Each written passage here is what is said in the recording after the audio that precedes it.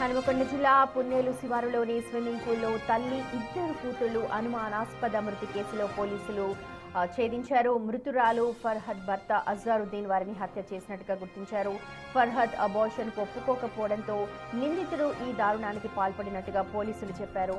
కేసులో ఫర్హద్ భర్త అజారుద్దీన్ తో పాటు అతని కుటుంబ సభ్యులు కూడా స్కానింగ్ సెంటర్ నిర్వాహకులను పోలీసులు అరెస్ట్ చేశారు. మరి కాసేపట్లోనే నిందితుల్ని మీడియా ముందు హాజరు పెట్టనున్నారు.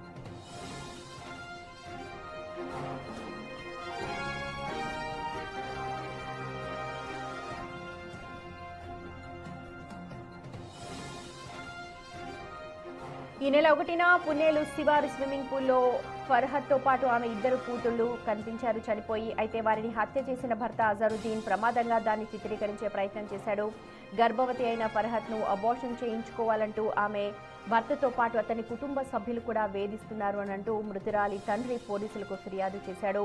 వరుసగా ఆడపిల్లల్ని కంటోందంటూ మూడోసారి కూడా ఆడపిల్లే అని తెలుసుకుని అబార్షన్ చేయించుకోవాలంటూ తీవ్రంగా ఒత్తిడి చేశారు. అయితే ప్రస్తుతం ఫర్హద్ తండ్రి ఇచ్చిన కంప్లైంట్ ఆధారంగా అజరుద్దీన్ తో పాటు అతని కుటుంబ సభ్యుల్ని కూడా బిఎన్ఎస్ లోని వివిధ సెక్షన్స్ కింద పిఎన్డిటిఏ చట్టంలోని సెక్షన్ 23, ఎంటీపీఏ చట్టంలోని సెక్షన్ 5 కింద కేసు నమోదు చేసి అదుపులోకి తీసుకోబోతున్నారు.